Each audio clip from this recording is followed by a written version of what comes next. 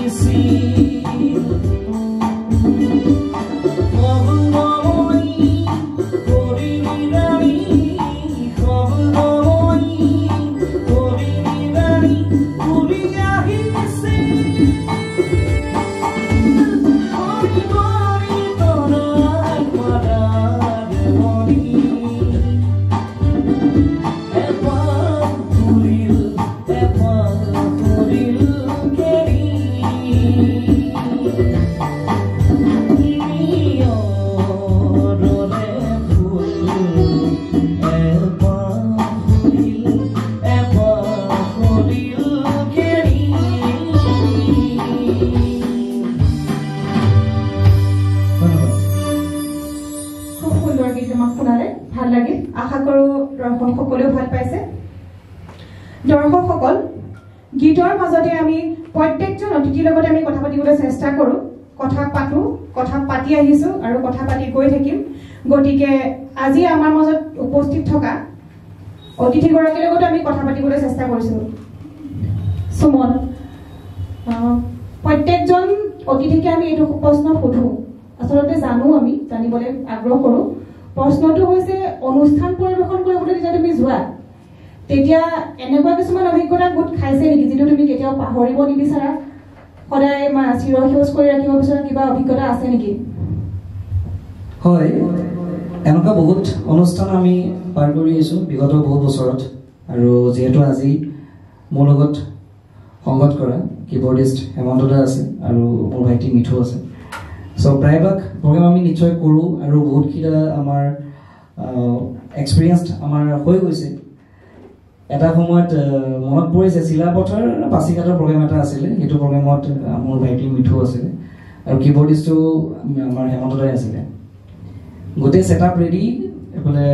মই অনুষ্ঠানত ষ্টেজত ৰখি আছোঁ গান গাবৰ কাৰণে তেনেকুৱা দেখিছোঁ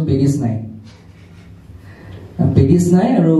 গোটেই হাহাকাৰ লাগি আছে যে আমাৰ পেডিছ ক'ত গ'ল কিবৰ্ডিষ্ট হেমন্ত দাই ক'ত ধৰি ৰখি আছে মই গাম আৰু বাকী চব গিটাৰিষ্ট লিড গিটাৰ বেছ ঢোলক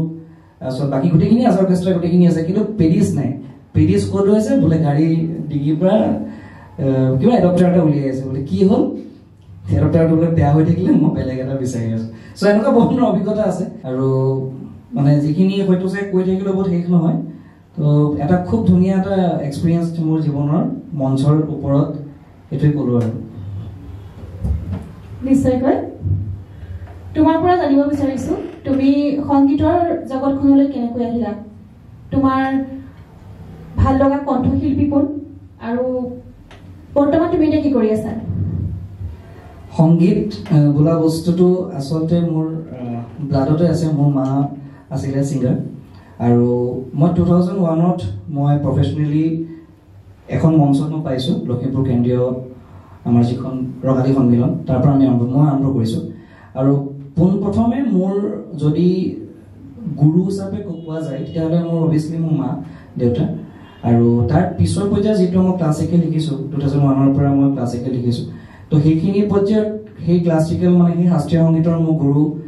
গীতাঞ্জলি শইকীয়া বাইদেউ যিগৰাকী এতিয়াও আছে তেওঁ মোক বহুতখিনি অনুপ্ৰাণিত কৰি লখিমপুৰ সংগীত মহাবিদ্যালয়ৰ পৰা তেওঁ মোক আগলৈ লৈ গৈছিলে আৰু বৰ্তমান সংগীত জগতৰ ক্ষেত্ৰত মই প্ৰফেচনেলি মই কাম কৰি আহিছোঁ এতিয়াও বৰ্তমান বহুকেইটা এলবামৰ কাম কৰি আছোঁ যিকেইটা ৰিচেণ্টলি মই গুৱাহাটীত ডাব কৰি আহিছোঁ আমাৰ হয়তো অহা মাহত মই ৰিলিজ কৰিম গোটেইকেইটা এলবাম গানৰ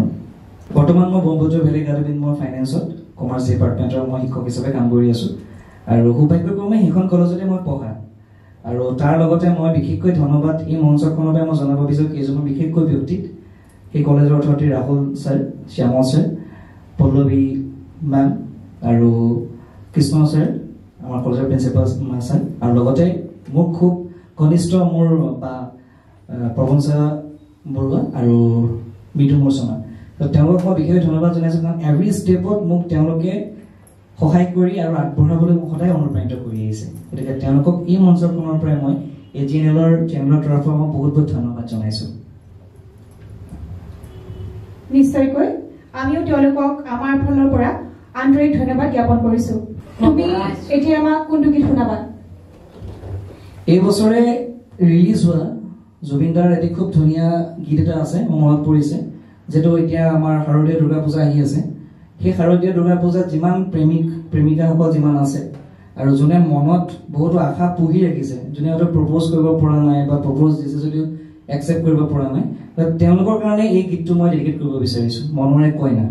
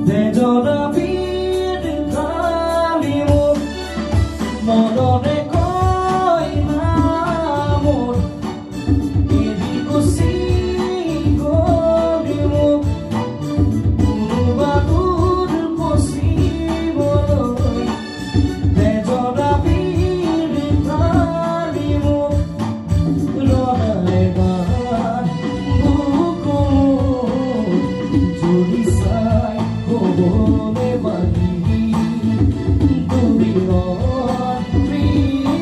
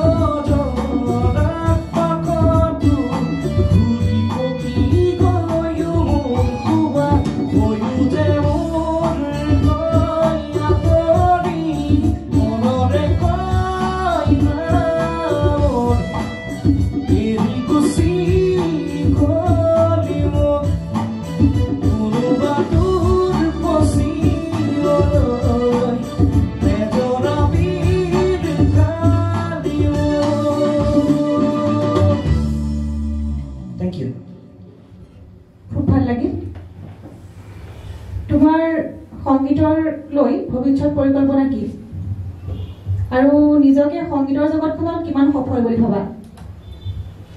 মই সংগীতৰ মাজেদি এজন নিকাহ আৰু এজন সফল সংগীতজ্ঞ হিচাপে নিজকে স্বীকৃতি দিব বিচাৰোঁ ভৱিষ্যতলৈ। যিহেতু এই বছৰৰে আমাৰ ছিংগিং ছুপাৰষ্টাৰ বুলি এটা প্ৰগ্ৰেম এটা হৈছিলে, সেইটোত নিজকে মই ছেকেণ্ড ৰাউণ্ডলৈকে মই নিজকে লৈ গৈছোঁ। মোৰ মানে মা দেউতাৰ আশীৰ্বাদ, ভগৱানৰ আশীৰ্বাদ আৰু মোৰ শিক্ষাগুৰুৰ আশীৰ্বাদ সকলো বস্তুবোৰ লৈ গৈছোঁ। চ' সেইটোৰ মাজে যদি যাব পাৰোঁ তেতিয়াহ'লে ভাবোঁ যে এজন ক্ষুদ্ৰ সফল এজন সংগীতৰ ব্যক্তি নিজকে হ'ব পাৰিম বুলি। আৰু ভৱিষ্যত পৰিকল্পনা এইটোৱে যে গান উলিয়াই যাম, সমাজৰ কাৰণে গান গাই যাম আৰু মানুহৰ কাৰণে গান গাই যাম, আৰু তেনেকেই পৰিকল্পনা। নিশ্চয়কৈ সফল হ'বা। মা দেউতাৰ আশীৰ্বাদ শিৰত থাকিলে কোনো এনেকুৱা কাম নাই যিটো কাম সফল নোহোৱাকৈ থাকে, আৰু কাম কৰি যোৱা দৰ্শকসকলে আকোৱালি ল'ব, দৰ্শকসকলে মৰম পাবা, যিহেতু সফল হ'বাই। এতিয়া কোনটো গীত শুনাবা আমাক? তোমাৰ গীত শুনিব বিচাৰিছোঁ, তোমাৰ নিজৰ এটি গীত। মোৰ নিজৰ এটি গীত আছে, মই বহুত বছৰ আগতে কৰিছিলোঁ, মোৰ ভাইটি বৰ্তনৰ খুবেই প্ৰিয়, তোমাক দেখা দিনৰে পৰা বুলি। সেইটো গীত মই গাব ওলাইছোঁ। তোমাক দেখা দিনৰে পৰা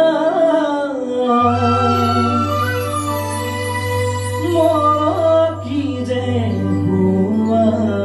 দুৱা মনতলি অবুজ ভাৱনা মনতলি অবুজ ভাৱনা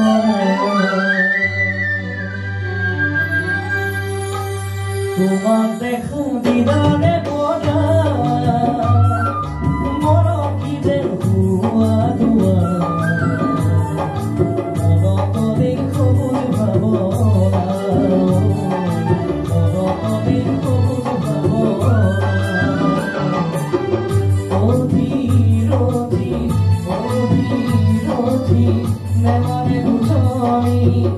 উৰি উৰি মৰুৰণীয়া ঘুরে বলে যেন আগুনি ভরয়া ঘুরে বলে যাও করিছে উতরা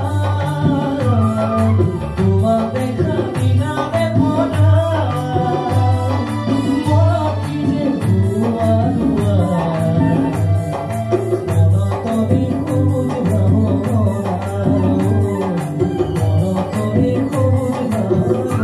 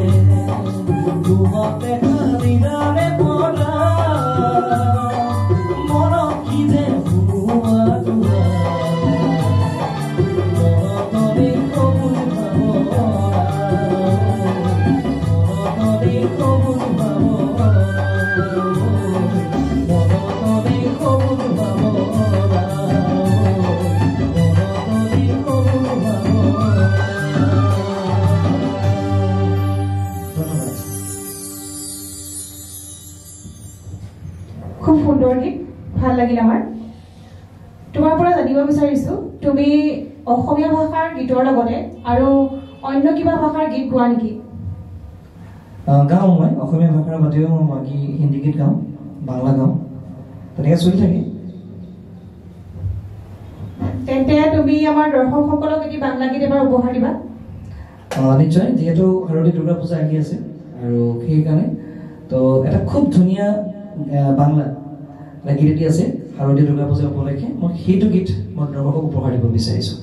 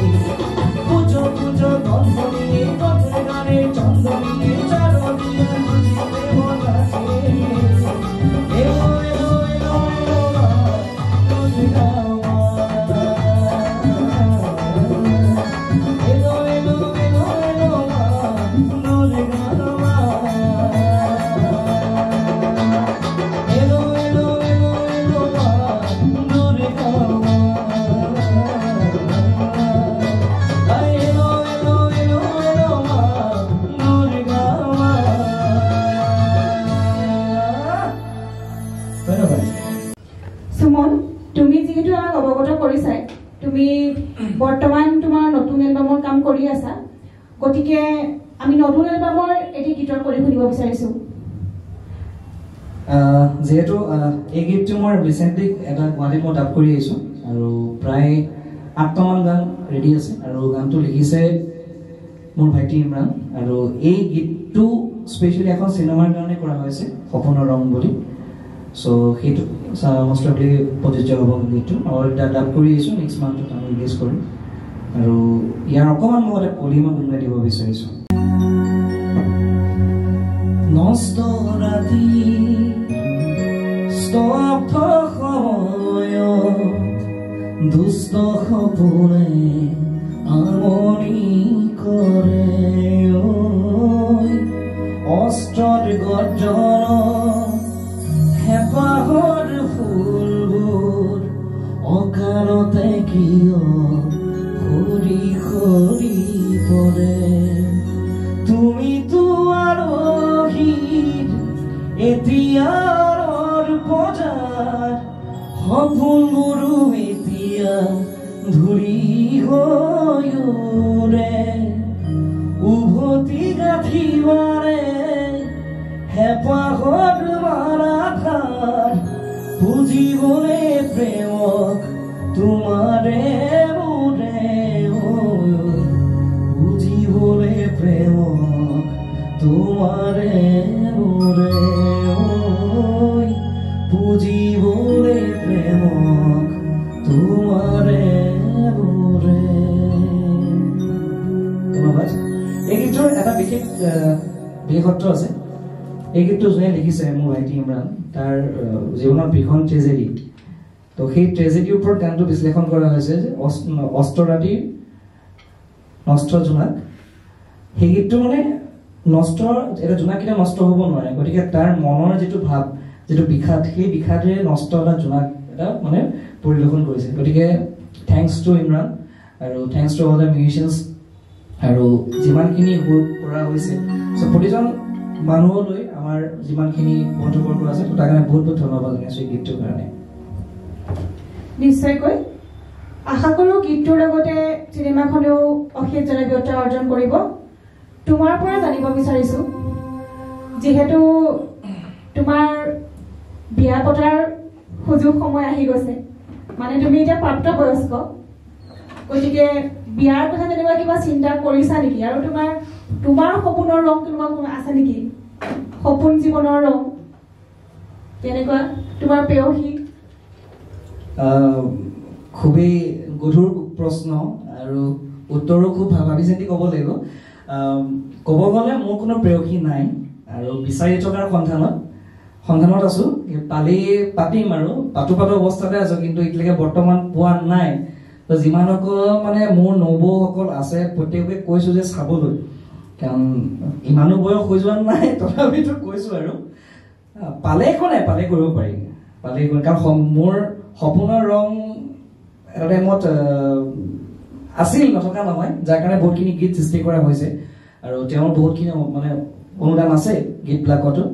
আৰু এতিয়া ভৱিষ্যতৰ যোন সপোনৰ ৰং হয় সেয়া সোণোৱালী আৰু হালধীয়া ৰঙে আঁকোৱাই ল'বলৈ প্ৰস্তুত চ' নৱসকলক ডেডিকেট কৰি মোৰ বাবে ছোৱালী চাবলৈ যিহেতু বিচাৰি আছোঁ আৰু তেওঁলোকে সহায় কৰিব বুলি আশা ৰাখি তেওঁলোকৰ কাৰণে ডেডিকেট কৰি মই গীত এটা গাইছোঁ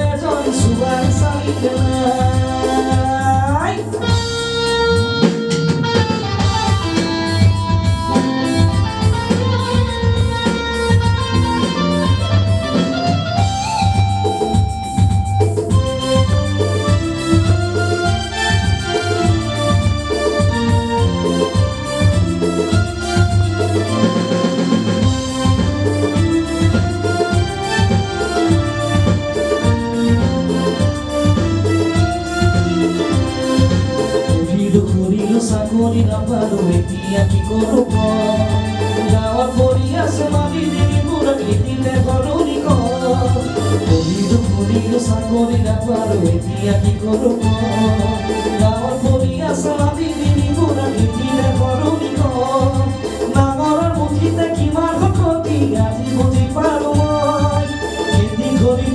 কঠিয়া ৰুবলৈ ঘৰত কোন আছে কোনবৈ মোলৈ এজনী ছোৱালী চাবিলে কোনবৈ মোলৈ এজনী ছোৱালী চাবিলে কঁকাল খামুচিয়া লিহিৰি পুতিয়া কঁকাল খামুচিয়া লিহিৰি পুতিয়া বগীতকৈ ধুনীয়া চাই কোনবৈ বাৰুলৈ এজনী ছোৱালী চাবিলে আৰু বহুতো কথা পাতিব মন আছিল বহুতো গীত শুনিব মন আছিল যদিও তোমাৰ পৰা শুনিবলৈ আজি সম্ভৱ নহ'ব যিহেতু আমাৰ সময়ৰ খুব নাটনি গতিকে শেষত এটা বিহুৰে তোমাৰ পৰা বিদায় ল'ব বিচাৰিছোঁ বহুত বহুত ধন্যবাদ আৰু শেষবাৰৰ বাবে মই এজিনেলৰ সকলো কৰ্মকৰ্তা আৰু ইয়াৰ এই চেনেলটোৰ যোগেদি সমূহ অসমবাসীলৈ বহুত বহুত মৰম আৰু শাৰদীয় দুৰ্গা পূজাৰ বহুত বহুত মৰম আৰু শুভেচ্ছা জনাইছোঁ শেষত এটি খুব পুৰণি আৰু খুব জনপ্ৰিয় বিহুগীতিৰে মই মঞ্চটো সামৰণি মাৰিছোঁ ধন্যবাদ